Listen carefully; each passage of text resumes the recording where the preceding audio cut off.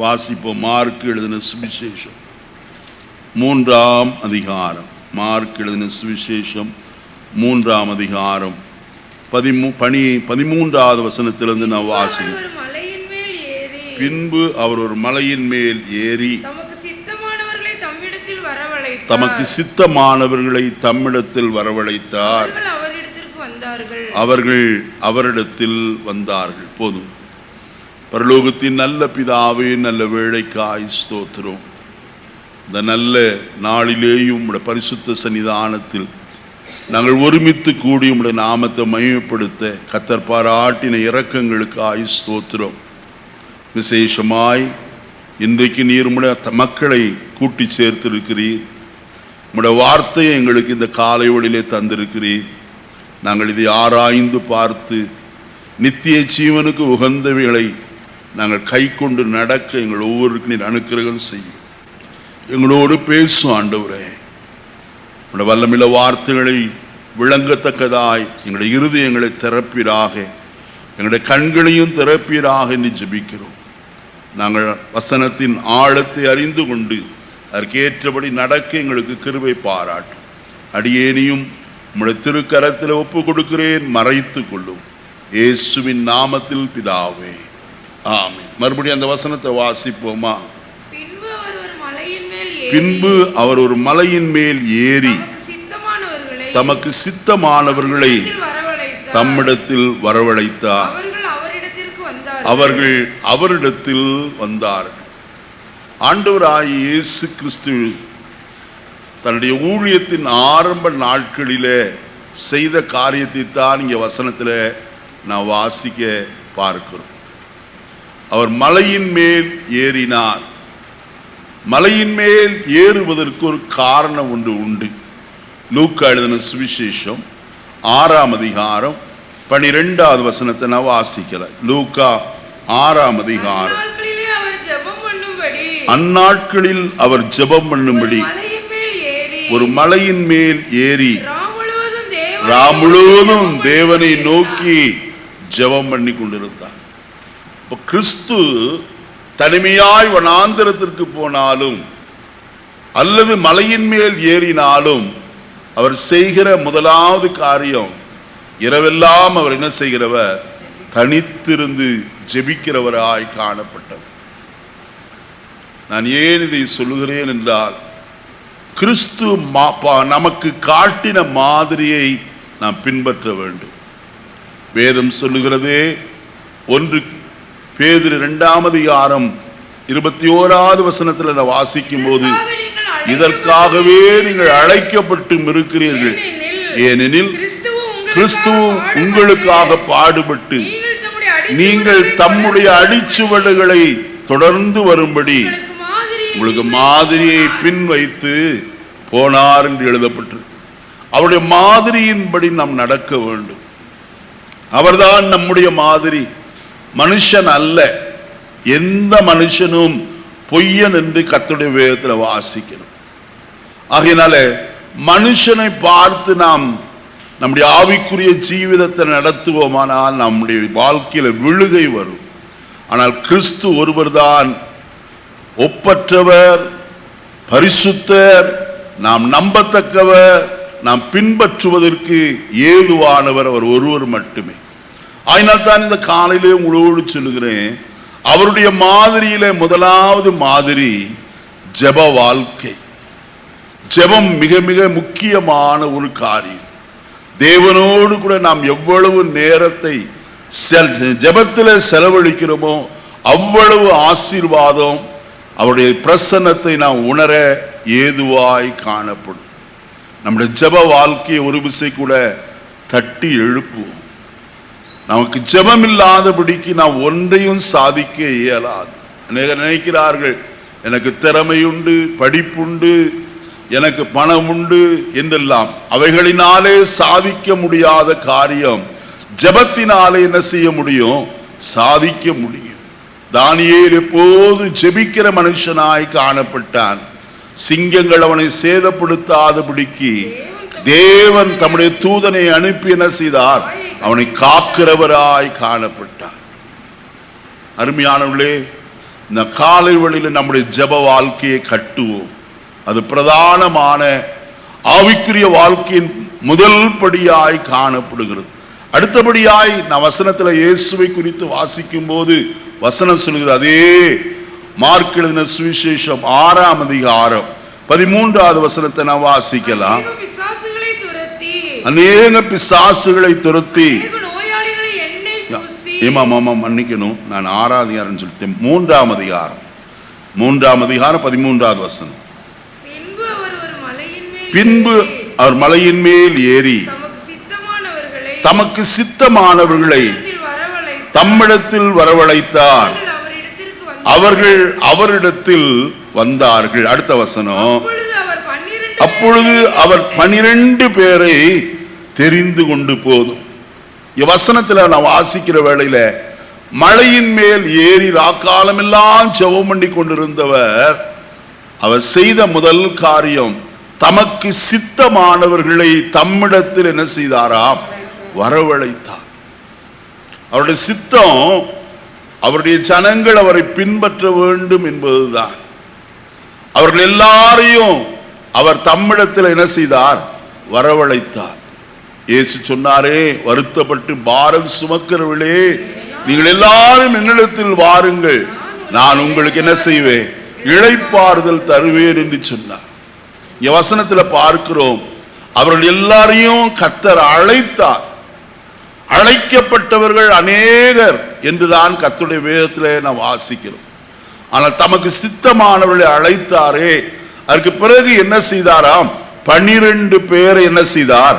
தெரிந்து கொண்டார். தெரிந்து கொள்ளப்பட்டவர்களோ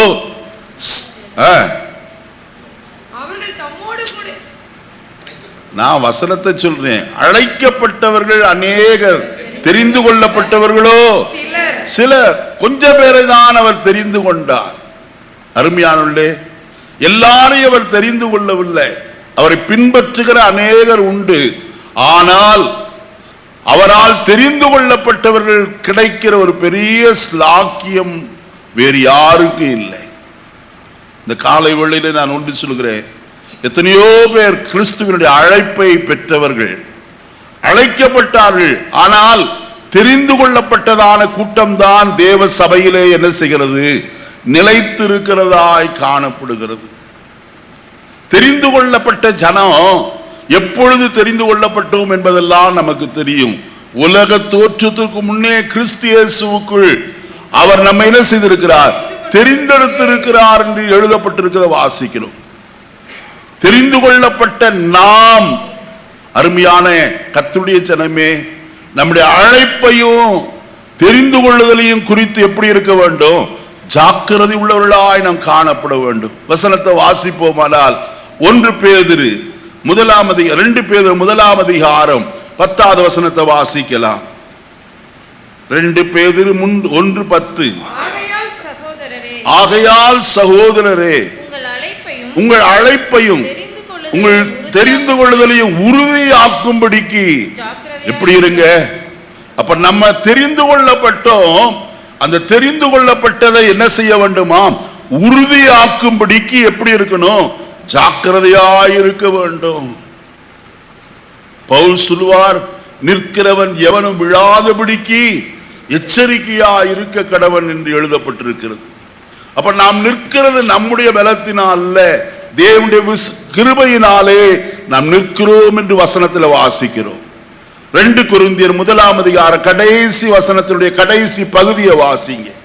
2 கொரிந்தியர் 1ஆம் அதிகாரம் கடைசி வசனத்தினுடைய கடைசி பகுதி.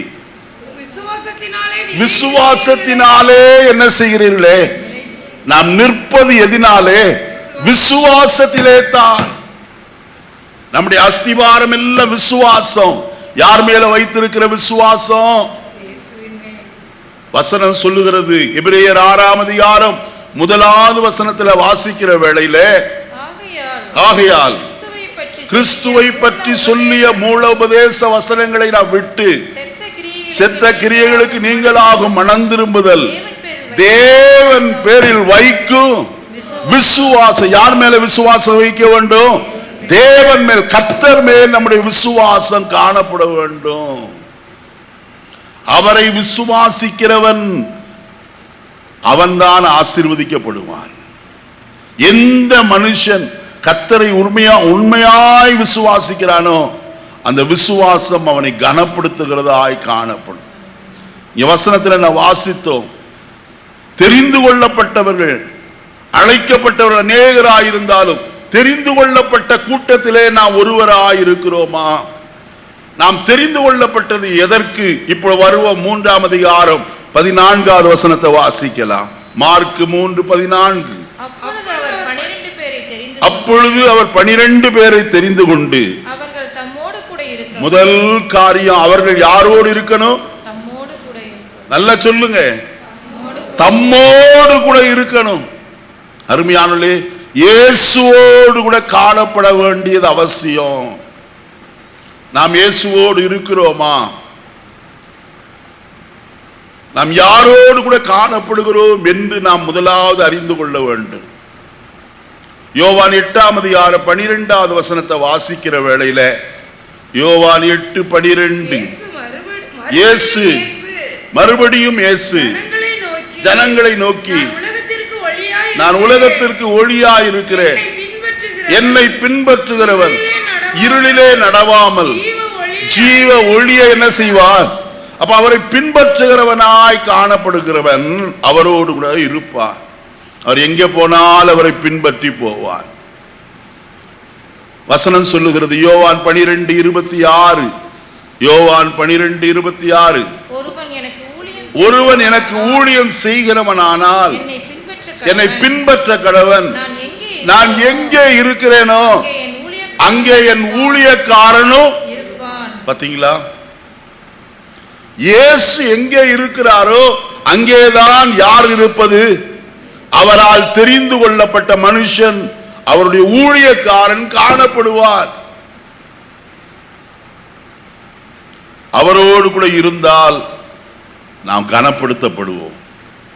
அதைத்தான் அடுத்த வசனம் சொல்லுகிறது, அதே வசனம் சொல்லுகிறது, ஒருவன் எனக்கு ஊழியம் செய்கிறவனானால் பிதாவானவர் அவன் என்ன செய்வார்? அவரோடு இருக்கிற ஒரு ஸ்லாக்கியத்தை போல வேற ஒன்று இல்லைங்க.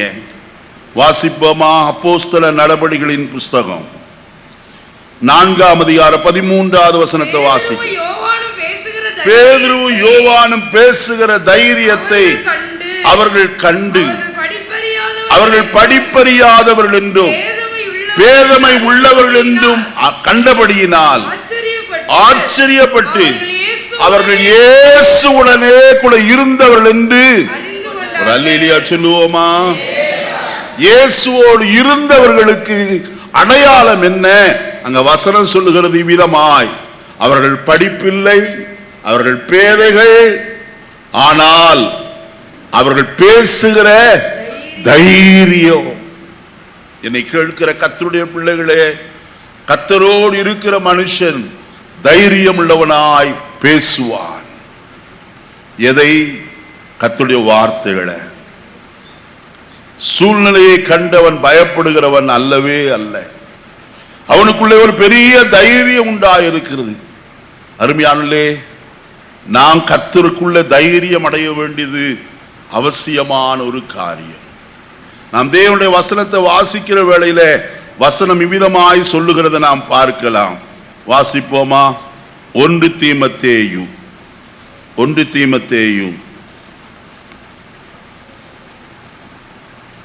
3ஆம் அதிகாரம் 13வது வசனத்தை வாசிப்போம். இப்படி உதவிக்காரருடைய ஊழியத்தை நன்றாய் செய்கிறவர்கள் தங்களுக்கு நல்ல நிலையையும் கிறிஸ்து இயேசுவை பற்றும் விசுவாசத்தில் மிகுந்த தைரியத்தையும் அடைவார்கள். கர்த்தருடைய சன்னிதானத்தில் காணப்படுகிறதுனாலே நமக்கு கிடைப்பது என்ன? தைரியம். தானியேல் சூழ்நிலையை கண்டவன் பயப்படவே இல்லை. அவன் தைரியமாய் காணப்படுகிறார். எப்பொழுதும் போல பலகணிகளை திறந்து கொண்டு முழங்காற்படிட்டு என்ன செய்தான்? ஜெபம் பண்ணினான். அவன் போய் ஒளிந்து கொள்ளவில்லை. நெகேமியா சொல்லுகிறார், அவனுக்கு சன்பல்லாத்தும் தொபியாவும் மற்றவர்கள் அவர்களுக்கு விரோதமாக எழும்பின போது அவன் சொல்லுகிறார், நான் போய் ஓடி ஒளிவேன் என்று நினைத்துக் கொள்ளாதிருங்கள். இது கர்த்தரால் ஏற்படுத்தப்பட்ட காரியம். நான் இதை கர்த்தருக்காய் செய்வேன் என்று சொல்லி தைரியமாய் காணப்பட்டார். இன்றைக்கு நம்முடைய வாழ்க்கையில கர்த்தரோடு இருந்தால் முதலாவது கிடைக்கிறது அவருடைய பிரசன்னம் நம்மோடு கூட இருக்கும். இரண்டாவது காரியம் தைரியம் உள்ளவர்களாய் நாம் காணப்படுவோம். மூன்றாவது காரியம் கர்த்தருடைய வசனத்தில் என்ன வாசிக்கும் போது அங்க வசனம் சொல்லுகிறது, வாசிப்போமா? 14வது வசனம். தெரிந்து கொண்டு இருக்கவும் பிரசங்கம் பண்ணும்படியாக தாம் அவர்களை அனுப்பவும் வியாதிகளை குணமாக்கி பிசாசுகளை துரத்தும்படி அவர்கள் அதிகாரமுடையவர்களாய் இருக்கவும் அவர்களை கர்த்தர் என்ன செய்தாராம்? ஏற்படுத்தினார். நான் முகவரியாய் இவர்களை சொல்லிக் கொண்டு வருகிறேன். நல்ல கவனிக்க வேண்டும். கர்த்தர் ஏற்படுத்துகிற ஒரு காரியம் எதற்கு? அங்க வசனத்தில் சொல்லப்பட்டிருக்கிறது, பிரசங்கம் பண்ணும்படியாக, வியாதிகளை குணமாக்கும்படியாக, மூன்றாவது பிசாசுகளை துரத்தும்படியாக. அவர்கள் எப்படி இருக்கும்படியாகவா? அதிகாரமுடையவர்களாயிருக்க. இன்னைக்கு விசுவாசிகளாகிய நம்முடைய வாழ்க்கையில கர்த்தர் நமக்கு கொடுத்த அதிகாரத்தை நாம் என்ன செய்யாமல் இருக்கிறோம்? அறியாமல் காணப்படுகிறோம். அதிகாரம் இல்லை என்கிற நினைப்பு தான் அநேக விசுவாசிகளுக்குள்ள காணப்படுகிறது. சாதாரண மனிதன்தான் படித்தான், தேறினான், அவன் ஒரு போலீஸ்காரனாய் ஒரு காவல் துறையிலே போய் சேர்ந்தான். அவன் சாதாரண யூனிஃபார்ம் சாதாரணமாக இருக்கும்போது அவன் யாதொன்றையும் செய்ய முடியாது. ஆனால் அந்த வஸ்திரங்களை எல்லாம் தரித்து கொள்வாரானால் அவருக்குள்ள என்ன வரும்? ஒரு கம்பீர நடை, மிடுக்கு. தான் அதிகாரத்துக்கு என்ன செய்யப்பட்டிருக்கிறேன்? கீழ்பட்டிருக்கிறேன். எனக்கும் என்ன கொடுக்கப்பட்டிருக்கிறது? அதிகாரம் கொடுக்கப்பட்டிருக்கிறது. அருமையானே, 100க்கு அதிபதி சொன்னானே, நான் அதிகாரத்திற்கு கீழ்பட்டவனாயிருந்தும் எனக்கு கீழ்பட்டிருக்கிற சேவகரும் உண்டு. ஒருவனை போ என்றால் போகிறான், ஒருவனை வா என்றால் என்ன செய்கிறான்? வருகிறான். இதை செய்ய என்றால் பாருங்க. அப்ப என்ன உண்டு? அந்த 100க்கு அதிபதி தனக்கு அதிகாரம் கொடுக்கப்பட்டிருக்கிறது என்பதை அறிந்திருந்தார். இன்னைக்கு நாம் அதை அறியவில்லை. விசுவாசிகளாக நாம் அறியவில்லை. அவருடைய நாமத்தின் மேல் விசுவாசம் உள்ளவர்களாகி அவரை ஏற்றுக்கொண்டவர்கள் எத்தனை பேர்களோ அத்தனை பேர்களோ தேவனுடைய பிள்ளைகள் என்கிற அதிகாரம் கொடுக்கப்பட்டிருக்கிறதே. எத்தனை பேருக்கு அந்த அதிகாரம் தெரியும்? என்னங்க நான் சொல்றது விளங்குதா அல்லது நான் வேற ஏதாவது பாஷையில பேசிட்டு இருக்கேனா? உட்கார்ந்துட்டா பேசாம விளங்குதா நான் சொல்றது? அப்புறம் ஏன் ஒரு அல்லேலியா சொல்ல மாட்டேங்கிறீங்க? கர்த்தர் உங்களுக்கு கொடுத்திருக்கிற அதிகாரங்க. என்ன அதிகாரம்? தேவனுடைய. நீங்க சாத்தானுடைய பிள்ளை இல்லையே. சாத்தானுடைய பிள்ளையாவா வந்து உட்கார்ந்துருக்கீங்க?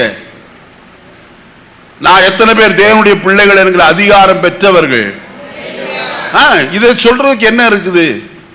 வெட்கப்படக்கூடாது. நான் கர்த்தருடைய பிள்ளை மட்டும் அல்ல, நான் அதிகாரத்தை பெற்றுக்கொண்டவன். இயேசு சொன்னார், வானத்திலும் பூமியிலும் சகல அதிகாரம் எனக்கு என்ன செய்யப்பட்டிருக்கு? கொடுக்கப்பட்டிருக்கிறது. அதிகாரம் பெற்றவர் அவர். தன்னுடைய அதிகாரத்தை உலகத்திலே பயன்படுத்துகிறவராய் காணப்பட்டார். தம்முடைய பிள்ளைகளாகிய நமக்கு என்ன கொடுக்கப்பட்டிருக்கிறது? அதிகாரம் கொடுக்கப்பட்டிருக்கு. நாம் தேவனுடைய பிள்ளைகள்.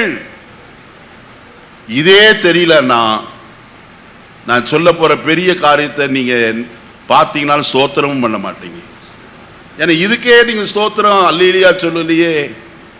நான் தேவனுடைய பிள்ளை என்கிற அதிகாரம் பெற்றிருக்கிறேன். நல்ல கவனிக்க வேண்டும். இயேசு சொல்லும் போது இவ்விதமாய் சொன்னார். அங்கே பிசாசுகள் உம்முடைய நாமத்தினாலே பிசாசுகள் துரத்தப்பட்டது என்று சொல்லி சீஷர்கள் வந்து சொன்னபோது இயேசு சொன்ன காரியம், ஆகிலும் ஆவிகள் உங்களுக்கு கீழ்ப்படுகிறதற்காக நீங்கள் சந்தோஷப்படாமல் உங்கள் நாமங்கள் பரலோகத்தில் எழுதப்பட்டிருக்கிறதுக்காக என்ன செய்யுங்க. அப்ப ஆவிகள் எதனாலே கீழ்ப்படிந்தது? அவர் கொடுத்த அதிகாரத்தினாலே. இங்கே கர்த்தர் என்ன செய்தாராம்? அவர்களை அதிகாரப்படுத்தினார். என்ன அதிகாரம்? பிரசங்கம் பண்ணும்படியாய் அதிகாரம். இரண்டாவது வியாதிகளை குணமாக்கும் அதிகாரம். மூன்றாவது பிசாசுகளை துரத்தும் அதிகாரம். நான் பிசாசு துரத்தினாலே ஓடி போயிடுறாங்க விசுவாசிங்க. எங்க நம்மளை வந்து சொல்லுங்க. நான் ஊழியத்துக்கு வந்த ஆரம்ப நாட்களில் விசுவாசிகள் பிசாசு இந்த மாதிரி வந்து ஆடிச்சுன்னா எல்லாரும் சுற்றிலும் நின்று கொண்டு ஸ்தோத்திரம் பண்ணுவாங்க. இயேசுவின் ரத்தம் என்று சொல்லிக் கொண்டே இருப்பாங்க. இன்னைக்கு எல்லாம் ஓடிடுறாங்க. பிசாசு நம்மளை வந்து தாக்கிருமோ அப்படிங்கிற பயம் போல இருக்கு. நாம் தேவனுடைய பிள்ளைகளானால் நமக்கு அதிகாரம் உண்டு என்பதை முதலாவது அறிய வேண்டும். தேவனுடைய பிள்ளைகளுக்கு கொடுக்கப்பட்டிருக்கிற மேன்மையான ஸ்லாக் என்ன தெரியுமா? 1 யோவான் 3ஆம் அதிகாரம் முதல் 3 வசனங்களை வாசிப்போம். பிரியமானவர்களே, நாம் தேவனுடைய பிள்ளைகள் என்று அழைக்கப்படுவதனாலே பிதாவானவர் நமக்கு பாராட்டின அன்பு எவ்வளவு பெரிதென்று பாருங்கள். உலகம் அவரை அறியாதபடியினால் நம்மையும் அறியவில்லை. பிரியமானவர்களே, இப்பொழுது தேவனுடைய பிள்ளைகளாயிருக்கிறோம். இனி எவ்விதமாயிருப்போம் என்று இப்ப நீங்க யாராயிருக்கீங்க? தேவனுடைய பிள்ளைகளாயிருக்கிறோம். இன்னும் வெளிப்படவில்லை. ஆகிலும் அவர் வெளிப்படும் போது அவர் இருக்கிற வண்ணமாகவே நாம் அவரை தரிசிப்பதினால் அவருக்கு ஒப்பாயிருப்போம் என்று. ஹல்லேலூயா, ஹல்லேலூயா. தேவனுடைய பிள்ளைகளுக்கு கிடைக்கிற ஒரு பெரிய ப்ரமோஷன் என்ன தெரியுமா? அவருக்கு ஒப்பாய் நாம் மாறப்போகிறோம். இந்த நம்பிக்கை நமக்குள்ள வேண்டும். அஸ்திவாரமான தேவனுடைய பிள்ளைகள் என்கிற அந்த நிலைமையே இன்றைக்கு அநேகருக்கு புரியலன்னா எப்படி தேவனுடைய சாயலாய் நாம் மாற முடியும்? அருமையான கர்த்தருடைய பிள்ளைகளே, அவரை போல மாற்றப்படுவதற்கு தான் நாம் அழைக்கப்பட்டிருக்கிறோம். 2 தெசலோனிக்கேயர் 2ஆம் அதிகாரம் 13வது வசனத்தை வாசிப்போமா? 2 தெசலோனிக்கேயர் 2:13. கர்த்தருக்கு பிரியமான சகோதரரே, ஆவியினாலே பரிசுத்தமாக்கப்படுகிறதினாலும் சத்தியத்தை விசுவாசிக்கிறதினாலும் ரட்சிப்படையும்படிக்கு ஆதி முதல் தேவன் உங்களை தெரிந்து கொண்டபடியினாலே நாங்கள் உங்களை குறித்து எப்பொழுதும் தேவனை ஸ்தோத்திரிக்க கடனாளிகளாய் இருக்கிற. அடுத்த வசனம், நீங்கள் நம்முடைய கர்த்தராகிய இயேசு கிறிஸ்துவின் மகிமையை அடையும் பொருட்டாக. எதை அடையும் பொருட்டு? கர்த்தருடைய மகிமையை. அதைத்தான் 2 கொரிந்தியர் 3ஆம் அதிகாரம் கடைசி வசனங்களில் வாசிக்கும் 17ஆம் வசனத்திலிருந்து, கர்த்தரே ஆவியானவர், கர்த்தருடைய ஆவி எங்கேயோ அந்த விடுதலையும் உண்டு. நாம் எல்லாரும் திறந்த முகமாய் கர்த்தருடைய மகிமையை கண்ணாடியிலே பார்க்கிறது போல பார்த்து ஆவியாயிருக்கிற அந்த சாயலாக, தேவ மகிமையின் சாயலாக தானே மகிமையின் மேல் மகிமை அடைந்து, ஹல்லேலூயா, எவ்வளவு மகிமை உள்ளத காரியத்திற்காய் கர்த்தர் நம்மை அழைத்தவர், தெரிந்து கொண்டவர். இந்த ஸ்லாக்கியத்தை நமக்கு கொடுக்கும்படிக்கு விரும்புகிறாரே. நான் வசனத்தில் வாசிக்கிறோமே, யோவான் எழுதின சுவிசேஷம் 17ஆம் அதிகாரம் 24வது வசனத்தை நான் வாசிக்கிற வேளையில இயேசுடைய ஜெபத்திலே, உலக தோற்றத்துக்கு முன்னே நீர் என்னில் அன்பாய் இருந்தபடியினால் நீர் எனக்கு தந்த மகிமையை நீர் எனக்கு தந்தவர்கள் காணும்படியாக நான் எங்கே இருக்கிறேனோ அங்கே அவர்களும் இருக்கும்படிக்கு விரும்புகிறேன். அவருடைய விருப்பம் என்ன? நீர் எனக்கு கொடுத்த மகிமையை அவங்க பார்க்கணும் ஐயா. அப்ப அவருடைய மகிமையை பார்க்கணும்னா நம்ம இந்த மண்ணான சாயலோடு இருந்தால் பார்க்க முடியுமா? முடியவே முடியாது. அவரை போல நாம் மாற வேண்டும். அதனால்தான் அங்கே பக்தனாகி யோவான் அப்போஸ்தலன் சொன்னான், அவர் மேல் இப்படிப்பட்ட நம்பிக்கை வைத்திருக்கிறவன் எவனோ அவர் சுத்தமுள்ளவராயிருக்கிறது போல தன்னையும் என்ன செய்கிறார், சுத்திகரி. அவரை போல நாம் மாற வேண்டியது அவசியம். அப்பதான் அவருடைய மகிமையை நாங்கள் என்ன செய்ய முடியும், காண முடியும். ஐயா பேதுரு சொன்னானே, அவருடைய மகிமையை நாங்கள் கண்ணார என்ன செய்தோம், கண்டோம். இப்ப உலகத்துல கண்டான், ஆனால் என்னென்றைக்கு அவருடைய மகிமையை கண்டு அவரோடு வாசம் பண்ணும்படிக்குத்தான் கர்த்தர் நம்மை அழைத்திருக்கிறார். இந்த அழைப்பில 12 சீஷர்களை தெரிந்து கொண்டார். இவர்களிலே மிக முக்கியமா இன்றைக்கு என்னுடைய பிரசங்க வாக்கியத்திற்கு ஏதுவானவர் அப்போஸ்தலனாகிய தோமா. தோமாவும் இயேசு கிறிஸ்து என்ற தலைப்பிலே தான் உங்களோடு இந்த காலையில சில காரியங்களை சொல்ல முடியாது என்று விரும்புகிறேன். மார்க் எழுதின சுவிசேஷம் 3ஆம் அதிகாரத்திலும், மத்தேயு எழுதின சுவிசேஷம் 10ஆம் அதிகாரத்திலும், லூக்கா எழுதின சுவிசேஷம் 6ஆம் அதிகாரத்திலும் இந்த சம்பவங்கள் சொல்லப்பட்டிருக்கிறது. இவர்களை கர்த்தர் என்ன செய்தாராம், தெரிந்து கொண்டு அவர்களை அனுப்புகிறவராய் காணப்பட்டார். நீங்க மத்தேயு எழுதின சுவிசேஷம் 10ஆம் அதிகாரத்திற்கு வருவீர்களானால் நான் ஒரு காரியத்தை நான் சொல்லி அதற்குள்ளே கடந்து போக விரும்புகிறேன். 16வது வசனத்தை வாசிப்போம். ஆடுகளை ஓநாய்களுக்குள்ளே அனுப்புகிறது போல போதுமா? எங்க அனுப்புகிறாரா சொல்லுங்க, வாசித்தீங்க இல்ல? ஆடுகளை ஓநாய்களுக்குள்ள அனுப்புகிறது போல நான் உங்களை என்ன செய்கிறேன். எங்கதான் அனுப்பணும்? ஆட்டோட தான் சேர்க்கணும். ஆனா இங்கே கர்த்தர் என்ன செய்திருக்கிறார், ஆடுகளை எங்கே அனுப்புகிறாரா, ஓநாய்களுக்குள்ள. ஓநாய் கண்டால் என்ன செய்யும்? வாசிப்போமா? யோவான் 10ஆம் அதிகாரத்தில் அருமையான தேவனுடைய வார்த்தை அங்கு சொல்லப்பட்டிருக்கிறது. வாசிப்போமா? 12வது வசனம். மெய்ப்பராயிராதவரும் ஆடுகள் தனக்கு சொந்தம் அல்லாதவருமான கூலியால் ஓநாய் வருகிறதை கண்டு ஆடுகளை விட்டு ஓடி போகிறான். அப்பொழுது ஓநாய் ஆடுகளை பீறி அவைகளை என்ன செய்யும், நம்மளையே பீறி நம்மளை சிதறடிக்கிற ஜனத்தின் மத்தியிலே தான் எதை அனுப்புகிறார், நம்மை அனுப்புகிறவராய் காணப்படுகிறார். இன்னொரு வசனத்தையும் வாசிப்போம். செப்பனியாவின் புஸ்தகம் 3ஆம் அதிகாரம் 3வது வசனத்தை வாசிப்போம். செப்பனியா 3:3. அதற்குள்ளே இருக்கிற அதன் அதிபதிகள் கெர்ச்சிக்கிற சிங்கங்கள், அவன் நியாயாதிபதிகள் சாயங்காலத்திலே புறப்படுகிறதும் விடியற்காலம் மட்டும் ஒரு எலும்பையும் மீதியாய் வைக்காத இப்படிப்பட்ட கூட்டத்தின் நடுவிலே தான் நீங்களும் நானும் என்ன செய்யப்பட்டிருக்கிறோம், அனுப்பப்பட்டு இருக்கிறோம். இந்த உலகத்தினுடைய நிலைமையை பாருங்க. குட் ஃப்ரைடே ஆராதனை நடந்து கொண்டிருக்கிறது. தடியோடும் கம்போடும் வாளோடும் உள்ளே பிரவேசித்து அத்தனை பேரையும் நொறுக்கினார்கள். ஈஸ்டர் ஆராதனை நடந்து கொண்டிருக்கிறது. உள்ளே புகுந்து இருக்கிற பொருட்கள் எல்லாம் திருடி கொண்டு போய்விட்டு எல்லா விசுவாசிகளை ஊழியக்காரை மண்டையை உடைத்த கைகால்களை உடைத்து விட்டு போய்விட்டார்கள். இந்த கூட்டம் எல்லாம் என்ன கூட்டம்? சிங்கமும் ஓநாய் கூட்டமுமாய் காணப்படுகிறது. ஆனால் இவர்களுக்குள்ளே நம்மை அனுப்பினாலும் கர்த்தர் நம்மை என்ன செய்ய வல்லவர், பாதுகாக்க. அவர்களில் எத்தனையோ பேரை சொன்னார்கள், நாங்கள் சொல்லுகிறத சொல்லு என்று எல்லாரும் மறுத்து விட்டார்கள். நல்ல கவனிங்க.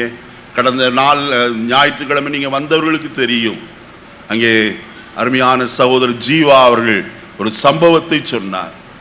ஒரு தேசத்தில் நடைபெற்றதானே ஒரு பெரிய பிரச்சனையில கிறிஸ்துவை அறிந்த ஒரு குடும்பத்தாரை பிடித்து அவர்களுக்கு முன்பதாய் அவருடைய மகனை கொன்று போட அவர்கள் எத்தனித்தார்கள். அப்பொழுது அவர்கள் சொன்னார்கள், நாங்கள் மறுதளிக்க மாட்டோம் என்று. மகனை கொன்றால் அவர்கள் மறுதளிப்பார்கள் என்று சொல்லி பட்டயத்தை அவனுடைய கழுத்தில் வைத்தார்கள். மகன் சொன்னான், தகப்பனே, நீங்கள் எனக்கு சொல்லி கொடுத்திருக்கிறீர்கள், நான் மரித்தாலும் எங்கே போவேன், பரலோகத்தில் இயேசுவோடு இருப்பேன். ஆயிரம் என்னை குறித்து கவலைப்பட வேண்டாம், ஜீவனை பணயமாய் நான் கொடுக்க ஆயத்தம். சின்ன பையன் சொன்ன சாட்சி. அருமையான அது நிமித்தமாய் ஒரு பாடல் எழுதினேன் என்று அவர் சொன்னார். இந்த காலையில் நான் ஒன்று சொல்லுகிறேன், கர்த்தர் இப்படிப்பட்ட ஓநாய்கள் கூட்டத்தின் நடுவில் நம்மை வைத்திருந்தாலும் நம்மை கண்மணியை போல இதுவரைக்கும் என்ன செய்கிறவர், காக்கிறவராய் காணப்படுகிறார். அதற்கு நாம் அதிகமாய் நன்றி சொல்ல கடமைப்பட்டோம். கர்த்தர் இந்த அருமையான தோமாவையும் மற்ற சீஷரையும் இப்படிப்பட்ட கூட்டத்திற்குள்ளதான் என்ன செய்தார், அனுப்புகிறவராய் காணப்பட்டார். முதலாவது அவர்களுக்கு செய்த காரியம் என்ன? லூக்கா எழுதின சுவிசேஷம் 6ஆம் அதிகாரம், லூக்கா 6ஆம் அதிகாரம் வாசிப்போமா?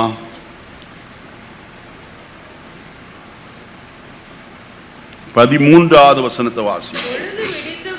பொழுது விடிந்த போது வரவழைத்து 12 பேரை தெரிந்து கொண்டு அவர்களுக்கு என்ன செய்தார்? ஒரு நல்ல பெயரை சூட்டினார். என்னது? அப்போஸ்தலர். அப்போஸ்தலன் என்றால் அனுப்பப்பட்டவன் என்று அர்த்தம். நான் இந்த உலகத்திற்குள்ள உங்களை என்ன செய்கிறேன், அனுப்புகிறேன் என்று சொல்லி கர்த்தர் முதலாவது 12 பேரை உலகத்திற்குள்ள என்ன செய்தார், அனுப்புகிறவராய் காணப்பட்டார். ஏதாவது பணம் கொடுத்து அனுப்பிச்சாரா? அவரே சொல்லும் போது சொன்னார், வழிக்கு தடியையும் பணப்பையையும் நீங்கள் என்ன செய்ய வேண்டாம், எடுத்துக்கொள்ள வேண்டாம், போங்க. விசுவாசத்தோடு புறப்பட்ட ஒரு கூட்டம்.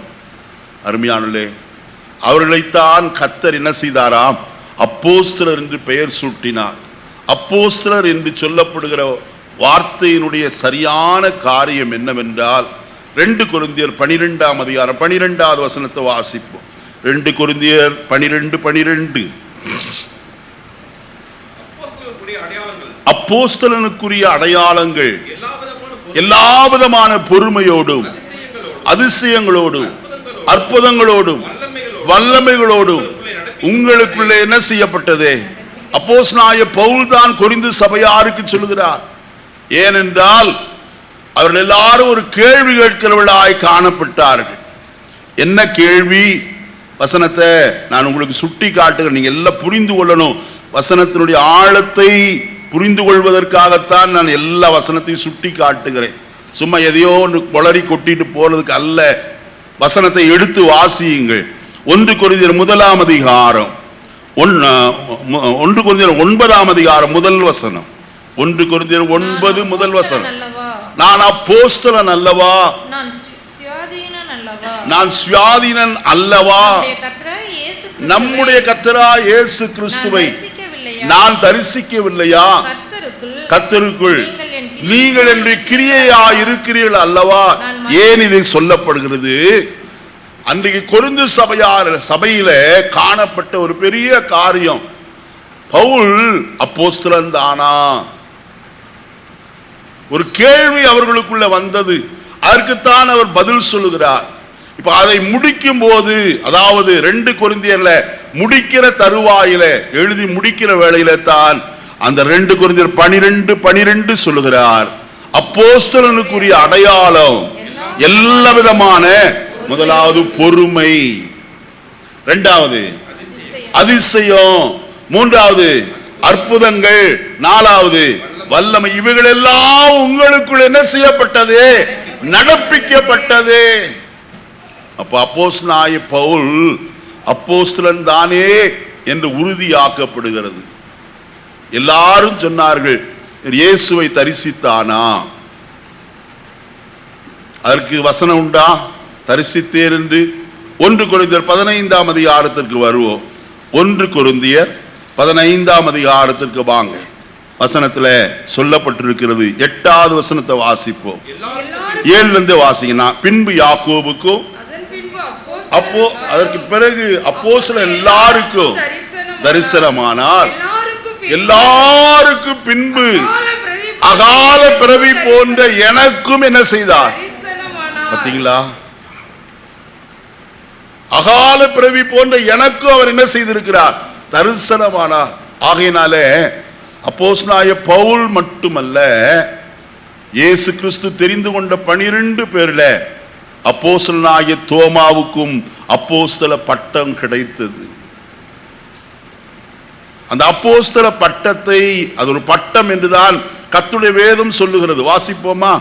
அப்போஸ்தலர் நடபடிகளின் புஸ்தகம் 1ஆம் அதிகாரம். வாங்க, அப்போஸ்தலர் நடபடிகளின் புஸ்தகம் 1ஆம் அதிகாரம் 24வது வசனம்.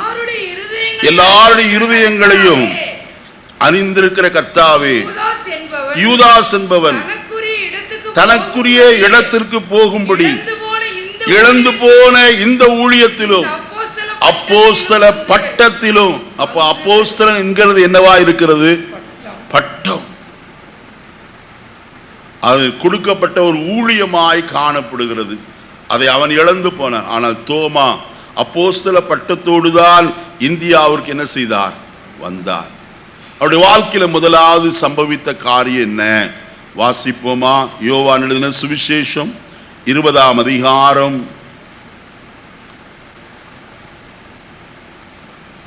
யோவான் எழுதின சுவிசேஷம் 20ஆம் அதிகாரம் 25வது வசனத்தை வாசிப்போம்.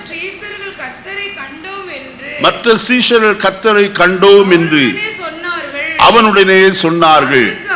அதற்கு அவன் அவர் கைகளில் உண்டான காயத்தை நான் கண்டு அந்த காயத்திலே என் விரலை இட்டு என் கையை அவன் விலாவிலே போட்டால் ஒழிய. பாத்தீங்களா? தோமா எப்படிப்பட்டவர்? அவிசுவாசியாய் காணப்படுகிறார். இயேசு கிறிஸ்துவினுடைய உயிர்த்தெழுதலை என்ன செய்யல? சொல்லுங்க, நம்பவில்லை. இன்னொரு வசனத்தையும் உங்களுக்கு காட்டுகிறேன். நீங்க தெரிஞ்சுக்கிட்டா தான் நீங்க தைரியமா மற்றவர்களுக்கு சொல்ல முடியும். மார்க் எழுதின சுவிசேஷம் 16ஆம் அதிகாரம் 11வது வசனத்தை வாசிப்போம்.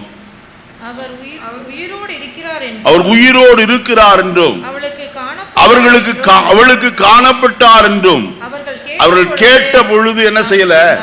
நம்பல. 13வது வசனம். அவர்களை போய் அது மற்றவர்களுக்கு அறிவித்தார்கள்.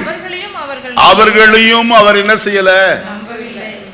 அப்ப நம்பாத சீஷர் கூட்டம். அதுல ஒருவன் இன்னும் ஆழமாய் சொன்னான். என்னவென்று? நம்பலன் வார்த்தையில மட்டும் சொல்லல. அவன் சொல்லுகிறான், நான் கண்டால் ஒழிய என்ன செய்ய மாட்டேன்? நம்ப மாட்டேன். எவ்வளவு நல்ல காரியம்! அதுவும் எப்படி காணணுமா? அவருடைய விழா காயத்திலே என் விரலை கண்டு அந்த காயத்திலே என் விரலை. பாத்தீங்களா? வெந்த புண்ணுல என்ன செய்வாங்களா? ஏதோ பாய்ச்சுறாங்கன்னு சொல்றாங்கல்ல, அத போல என் விரலை அதுக்குள்ள என்ன செய்வேன்? ஆணிகளால் உண்டான காயத்துல போடுவேன். அப்புறம் அவருடைய விழாவிலே என் கைய குத்துனான்ல, ரத்தம் வந்துச்சுல்ல, தண்ணீர் வந்துச்சுல்ல, அதுக்குள்ள எதை போடுவேன்? எவ்வளவு பயங்கரமான ஆளு! இப்படி எல்லாம் செஞ்சாதான் நான் என்ன செய்வேன்? நம்புவேன் என்று சொன்னவனுக்கு பாருங்க, முதலாவது விசை இயேசு அந்த பூட்டப்பட்ட வீட்டுக்குள்ள வந்தார். அப்பொழுது தோமா அவர்களுடனே கூட என்ன செய்யல? இருக்கவில்லை என்று 24வது வசனம் சொல்லுகிறது. யோவான் 20:24. இயேசு வந்திருந்த போது 12 ஒருவனாகிய திதுமு என்னப்பட்ட தோமா என்பவன் அவர்களுடனே கூட என்ன செய்யல? இருக்கவே இல்லை. எல்லாரும் கூட்டமாய் கூடி ஒரு வீட்டில் உட்கார்ந்து கொண்டிருக்கிறார்கள். ஆனால் அவர்களோடு கூட தோமா இருக்க வேண்டிய இராதபடிக்கு எங்கேயோ போய்விட்டார். அவன் திரும்ப வந்தான். திரும்ப வந்தபோது 8 நாளைக்கு பிறகு என்று எழுதப்பட்டிருக்கிறது. மறுபடியும் 8 நாளைக்கு பின்பு அவருடைய சீஷர்கள் வீட்டுக்குள்ளே இருந்தார்கள். தோமாவும். பாருங்க, இன்றைக்கு அநேகர் இப்படித்தான் பரிசுத்தவானுடைய ஐக்கியத்தை, தேவ சபையின் ஐக்கியத்தை விட்டு விட்டு வெளியே போகிறவர்கள். போய் உலகம் எல்லாம் சுத்திட்டு அப்புறம் பார்த்துட்டு வர்றது. நாம் அப்படிப்பட்டவர்களாயிராதபடிக்கு ஜாக்கிரதையாயிருப்போம். பரிசுத்தவானுடைய ஐக்கியம் மிக முக்கியமான ஒரு காரியம்.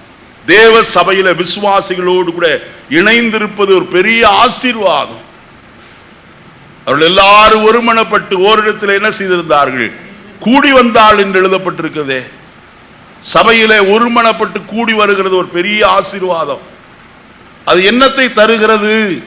சங்கீதம் 133 2வது வசனத்திலிருந்து நாம் வாசிக்கிற வேளையில அது ஆரோனுடைய சிரசிலே ஊற்றப்பட்டு அவருடைய தாடியிலே வடிகிறதும் அவருடைய அங்கிகளிலே இறங்குறதுமான நல்ல தைலத்துக்கும் எர்மோன் மேலும் சீயோன் பர்வதங்களின் மேலும் இறங்கும் பனிக்கு ஒப்பாயிருக்கிறது.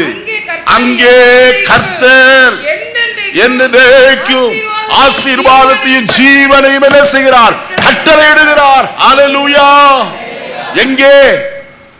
சகோதரர் ஒருமித்து வாசம் பண்ணுகிற ஸ்தலத்திலே. பிரியமானவர்களே, அதனால்தான் ஜெபம் பண்றதுக்கு வாங்க வாங்கன்னு கூப்பிடுறோம். சும்மா இல்ல, கதை பேசுறதுக்கு அல்ல. ஆன்லைன் ஜெபத்திற்கு வாங்க, ஜெபிப்போம், ஒருவருக்காய் ஒருவர் ஜெபம் பண்ணுவோம் என்று சொல்லுகிறது. எதற்கு? ஜெபம், ஊக்கமான ஜெபம் மிகுந்த பலனுள்ளதாய் காணப்படும். அருமையானே, தானியேல் பாபிலோனுக்கு கொண்டு போகப்பட்டாலும் அவன் செய்த காரியம் என்ன தெரியுமா? தன் நண்பர்களை தன்னோடு கூட என்ன செய்தான்? சேர்த்து கொண்டார். அவர்கள் ரட்சிக்கப்பட, அவர்கள் பாதுகாக்கப்பட மாத்திரமல்ல, தேவன் தரிசனத்திற்குரிய அர்த்தத்தை சொல்லும்படிக்கு எல்லாரும் ஒருமித்து என்ன செய்தார்கள்? தேவனை நோக்கி பார்க்கிறவர்களாய் காணப்பட்டார். இன்னைக்கு நம்மிடத்துல அந்த ஐக்கியம் உண்டா? ஐக்கியமாய் காணப்பட்டால் தான் கர்த்தர் பெரிய காரியத்தை செய்ய முடியும். வசனம் சொல்கிறது, அங்கே கர்த்தர் ஆசீர்வாதத்தையும் ஜீவனையும் கட்டளையிடுகிறவர். தானியேல் ஒருமித்து ஜெபித்தால் காரியம் என்ன செய்தது? கர்த்தர் வெளிப்படுத்துகிறவராய் காணப்பட்டார். நம்முடைய வாழ்க்கையில ஐக்கியம் மிக முக்கியம். தோமா ஐக்கியத்தை விட்டு போய்விட்டான். இப்பொழுது திரும்பி வந்து கேட்டபோது நம்ப மறுத்தான். இயேசு அவனை தேடி வந்தாருங்க. நல்ல கவனிங்க. என்னுடைய வாழ்க்கையில மற்றொரு காரியத்தை நான் சொல்லி அடுத்தபடியாய் வருகிறேன். வாசிப்போம். மத்தேயு எழுதின சுவிசேஷம் 26ஆம் அதிகாரம் 56வது வசனத்தை வாசியுங்கள். 26:56. ஆகிலும் தீர்க்கதரிசிகள் எழுதியிருக்கிற வசனங்கள் நிறைவேறும்படி இவைகள் எல்லாம் சம்பவிக்கிறது என்றார். அப்பொழுது சீஷர்கள் எல்லாரும் அவரை விட்டு, அதுல தோமாவும் ஒருவன், இயேசு சிலுவையில மரிப்பதற்கு முன்பு எல்லாரும் அவரை விட்டு என்ன செய்தார்கள்? ஓடி போனார்கள். இதை குறித்து இயேசு சொல்லும் போது மார்க் எழுதின சுவிசேஷம் 14ஆம் அதிகாரம் 27வது வசனத்துல என்ன சொன்னார்? மார்க் 14:27. அப்பொழுது இயேசு அவர்களை நோக்கி, மேய்ப்பனை வெட்டுவேன், ஆடுகள் என்ன செய்யப்படும்? சிதறடிக்கப்படும் என்று எழுதியிருக்கிறபடி இந்த ராத்திரியிலே நீங்கள் எல்லாரும் என் நிமித்தம் என்ன செய்வீர்கள்? 50வது வசனம் 14:50 மார்க். அப்பொழுது எல்லாரும் அவரை விட்டு என்ன செய்தார்கள்? எல்லாரும் ஓடி போனார். அதுல தோமா ஒருவன். ஏற்கனவே ஓடி போனதுல அனுபவம் இருக்கு. அதனால்தான் இப்ப 2வது என்ன செஞ்சிட்டான்? இயேசு கல்லறையிலே அடக்கம் பண்ண உடனே எங்கேயோ போய் சேர்ந்துட்டான். இயேசு உயிர் தெழுந்த பிறகு 8 நாளைக்கு பிறகு இப்ப தேடி வருகிறான் அப்போஸ்தல ஐக்கியத்தை. அப்போ இயேசு அவனை தேடி வந்தார். ஏன் தெரியுமா? நல்ல கவனிங்க. அவரை விட்டு எல்லாரும் ஓடி போனார்கள். 12 பேர் ஓடி போனார்கள். ஒருவன் சத்தியம் பண்ணினான், சபித்தான், மறுதலிக்கிறவனாய் காணப்பட்டவன். ஒருவன் 30 வெள்ளி காசுக்கு காட்டி கொடுக்கப்பட்டவன். எல்லாரும் ஓடி போனவர்கள், நம்ப மறுத்தவன். ஆனால் அவருடைய அன்பு எவ்வளவு மேன்மை என்பதை இந்த காலையில உணர்ந்து கொள்ளணும். தகப்பனுடைய அன்பு மகா பெரியதுங்க. ஒருவேளை இந்த காலை வேளையில நீங்கள் கர்த்தருடைய அன்பை விட்டு தூரமாய் காணப்படலாம். அவர் இந்த நாளில் உங்களை தேடி வந்திருக்கிறார். நீங்க அவரை நம்ப மறுக்கலாம். ஆண்டவர் எனக்கு மட்டும் இது செய்யல, அவங்களுக்கு எல்லாம் செஞ்சிருக்கார், எனக்கு செய்யலன்னு ஒருவேளை நீங்க குறை சொல்லலாம். ஆனால் உங்களையும் தேடி அவர் வருகிறவர். தோமாவுக்காகவே இயேசு 8 நாளைக்கு பிறகு மறுபடியும் வந்து தோமாவை பார்த்து சொன்னார், தோமாவே, நீ அவிசுவாசியாயிராமல் விசுவாசியாய் இரு என்று சொல்லி அவனை விசுவாசத்தில் நிலைநிறுத்தும்படியாய் அவருடைய செய்கை காணப்பட்டது. அதற்கு அவர் என்ன செய்தார்? தம்முடைய கைகளை அவர் நீட்டி, தோமாவே, உன் விரலை என் கையில் என்ன செய், போடு, உன் கையை என் விலாவில் என்ன செய், போடு, அவிசுவாசியாயிராமல் எப்படி இரு, விசுவாசியாயிரு என்றார். உடனே தோமா என்ன சொன்னார்? என் ஆண்டவரே, என் தேவனே. இன்றைக்கு நாம் கண்டு விசுவாசிக்கிற கூட்டத்தில் இருக்கிறோமா? காணாமல் விசுவாசிக்கிறவர்களாய் காணப்படுகிறோமா? காணாமல் விசுவாசிக்கிறவர்களே எப்படிப்பட்டவர்கள்? பாக்கியவான்கள் என்று வேதம் சொல்லுகிறது. அவர் எனக்கு இதை செய்தால் தான் நான் நம்புவேன் கர்த்தரை. அல்லங்க, அவர் செய்தாலும் செய்யாவிட்டாலும் நான் அவர் மேல்தான் எப்படி இருப்பேன்? நம்பிக்கையாயிருப்பேன். யோபு சொன்னானே, அவர் என்னை கொன்று போட்டாலும் நான் அவர் மேல் எப்படி இருப்பேன்? நம்பிக்கையாயிருப்பேன். வழிகளை அவருக்கு முன்பதாக என்ன செய்வேன்? உபகாரம் பண்ணுவேன். ஐயா, கர்த்தர் கொடுக்கும் போது மட்டும் அவர் மேல் நம்பிக்கை அல்ல, எந்த சூழ்நிலையிலும், இழப்புகளிலும், ஏமாற்றங்களிலும், தோல்விகளிலும், கண்ணீரின் பாதையிலும் நான் அவரைத்தான் என்ன செய்வேன்? நம்புவேன். என்னுடைய இந்த உலகத்திற்குரிய காரியத்தின் மேல என் நாட்டம் அல்ல. ஆயினத்தான் அருமையான ஆபிரகாம் சொன்னான், தேவன் தாமே கட்டி உண்டாக்கின அஸ்திபாரமுள்ள நகரத்திற்காக என்ன செய்தான்? அவன் காத்திருந்தான். இவைகளின் மேல அல்ல அவனுடைய நாட்டம், மேலோகத்தின் மேல் ஒரு நாட்டம். பவுல் சொல்லும் போது கொலோசு சபையாருக்கு சொல்வார், பூமியில் உள்ளவைகளை அல்ல மேலானவைகளை என்ன செய்யுங்கள், நாடுங்கள். நமக்கு கிடைக்க போற ஸ்லாக்கியம் மேலானது. இயேசு அவனை விசுவாசத்தில் உறுதிப்படுத்துகிறவராய் காணப்பட்டார். அந்த தோமாதான் என்ன செய்தார்? இந்தியா தேசத்திற்கு கடந்து வந்தார், சுவிசேஷத்தை அறிவித்தார். அங்கே கிறிஸ்துவ மரணத்திற்கு பிறகு 52வது நூற்றாண்டில் இந்த இந்தியாவிற்கு சுவிசேஷம் அறிவிக்கப்பட்டது. சுவிசேஷத்தை சுமந்து வந்த தோமா கடைசியில சென்னையில செயின்ட் தாமஸ் மவுண்ட் என்கிற இடத்துல அவரை கொலையாளிகள் கொலை செய்தார்கள். அருமையான இரத்த சாட்சியாய் கிறிஸ்துவனுடைய சீஷர்கள் எல்லாரும் மரித்தாள் என்று கர்த்தருடைய சரித்திரம் சொல்லுகிறது. அடுத்த ஒரு காரியத்துக்குள்ள போய் சீக்கிரம் முடிக்கிறேன், வாசிப்போம். அடுத்தது என்ன செய்தார்கள் வாசிப்போமா? அப்போஸ்தலர் நடபடிகளின் புஸ்தகம் 1ஆம் அதிகாரம் 12வது வசனத்திலிருந்து வாசிக்கலாம். அப்பொழுது அவர்கள் எருசலேமுக்கு சமீபமாய் ஒரு ஓய்வு நாள் பிரயாண தூரத்தில் இருக்கிற ஒளிவ மலை என்கிறப்படுகிற மலையிலிருந்து எருசலேமுக்கு திரும்பி போனார்கள். அவர்கள் அங்கே வந்தபோது மேல் வீட்டில் ஏறினார்கள். அதிலே பேதுருவும் யோவானும் யாக்கோபும் அந்திரேயாவும் பிலிப்பும் தோமாவும் பர்த்தொலமேயும் மத்தேயும் அல்பேயுவின் குமாரனாய் யாக்கோபும் செலோத்தே எனப்பட்ட சீமோனும் யாக்கோபின் சகோதரனாய் யூதாவும் ஏறக்குறைய 120 பேர் கூடியிருந்த கூட்டத்தில் யார் இருந்தது? சீஷர்களிலே ஒருவனாகிய தோமாவும் காணப்படுகிறார். அவர்கள் எல்லாரும் என்ன செய்தார்கள்? அடுத்த வசனம் சொல்லுகிறது, அங்கே இவர்கள் எல்லாரும் ஸ்திரீகளோடும் இயேசுவின் தாயாகிய மரியாளோடு அவருடைய சகோதரோடு கூட ஒருமனப்பட்டு ஜெபத்திலும் வேண்டுதலிலும் என்ன செய்திருந்தார்கள்? அவங்க வேற ஒன்னும் செய்யலையா? ஜெபத்திலும் வேண்டுதலிலும் உறுதியாய் தரித்திருந்த ஒரு அனுபவம். இன்னைக்கு நம்முடைய வாழ்க்கையில ஒரு கற்றுக்கொள்ள வேண்டிய ஒரு பாடம், நாம் ஜெபத்திலும் கர்த்தரை நோக்கி வேண்டுதலிலும் உறுதியாய் தரித்திருக்கிற ஒரு அனுபவம் நமக்கு வேண்டும். வசனத்தில் வாசிக்கிற 2ஆம் அதிகாரத்தில் வாசிக்கும் போது அவர்கள் அப்போஸ்தலருடைய உபதேசத்திலும் அந்நியத்திலும் அப்பம் பிட்குதலிலும் ஜெபம் பண்ணுதலிலும் உறுதியாய் என்ன செய்திருந்தார்கள்? ஜெபம் இந்த கடைசி நாட்கள் அதிகம் தேவை. ஜெபத்தை அல்லத்தட்ட வேண்டாம்.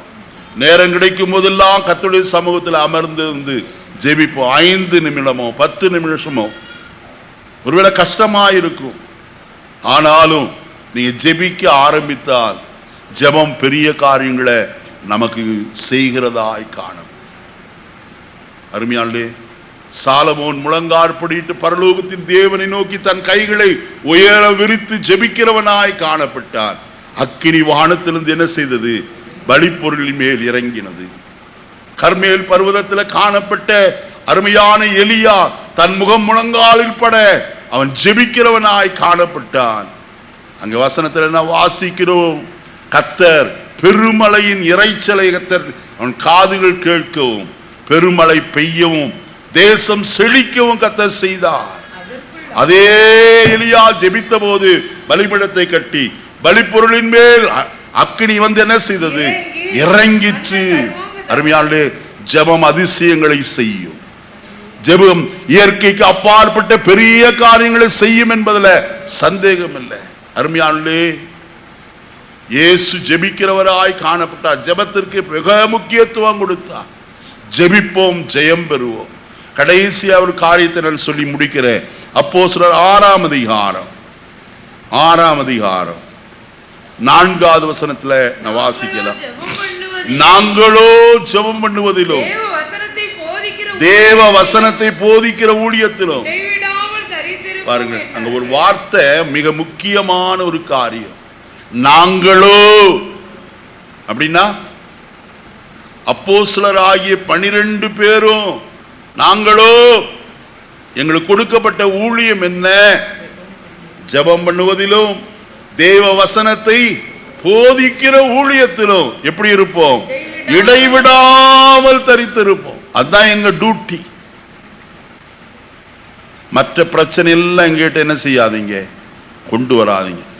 அந்த பிரச்சனையை சமாளிப்பதற்கு ஒரு 7 பேரை நாங்கள் நியமித்திருக்கிறோம் என்று சொன்னார்கள்.